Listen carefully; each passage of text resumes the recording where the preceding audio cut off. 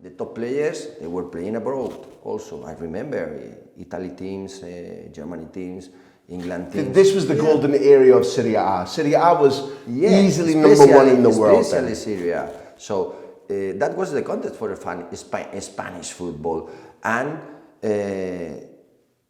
there were something to be done to shorten that gap that the Spanish football they had within other countries. And I think that thanks to Fabio Capello, it's not only Real Madrid made a big change in his history, a turning point. Also, it helps to Spanish football to shorten the gap within other countries and start to be more competitive in international competitions. Well, let me be the narrator here to bridge the gap, because one game against Zaragoza, Capello arrives, changes things for Madrid, for Spanish football, is your argument, and immediately, Victor, you play 36 times. 36 times in a title-winning team. He's there one season, you score 5 goals. There's not gigantic changes in the squad, but Mijatovic, Seedorf, Suker all become very important, Panucci too. So I suppose there's some big transfer market work done that summer. Describe working for Capello and explain why the arrival of one man can transform a club, a squad, and in your argument, begin a transformation in La Liga too. Yeah, I think with the coach mentality I have now, the most difficult thing for a coach is to create the team atmosphere.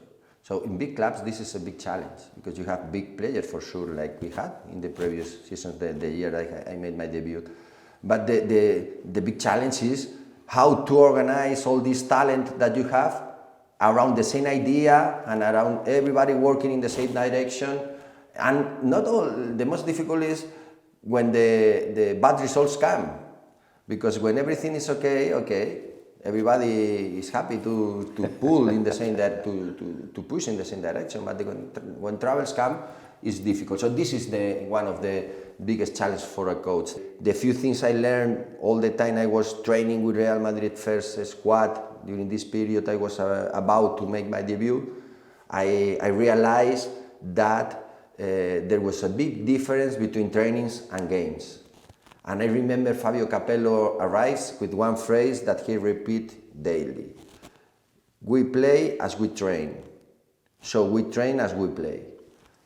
And every day was repeating that. And I remember that he had to repeat a lot in the first days he was on the charge of the team. And with the pass of the days, he had to repeat less because the team understood the message and all of us, we behaved like he worked it. No? The trainings became like competition. It was amazing trainings in terms of attitude and performance. So that's a way to deal and to get used in the high demanding competition. Capello was a master because he knew how to treat different ones. Okay, the leaders, the big players. Raúl was 19 years old. Yes. 19 years old, but he was sitting on the table with the captains and with the top players. And Capello was treating Raúl the same like Mijatovic because he was one of the most important players for the team. Fernando Hierro, captain. Manolo Sanchez was a player that he was playing at the first 11 as a first choice the most of the time, but was an important player in the dressing room, and Capello knew that, and he gave his place also. So he behaved like that, but later with the other players, he had different treatment, and the things that led to the stars, he didn't lead to the others. But we understood every one of us. At that stage, you were the others. At that stage, you were part of the others. You can imagine that the young players from the youth system, we were in the lowest step. The lowest rung. Yeah.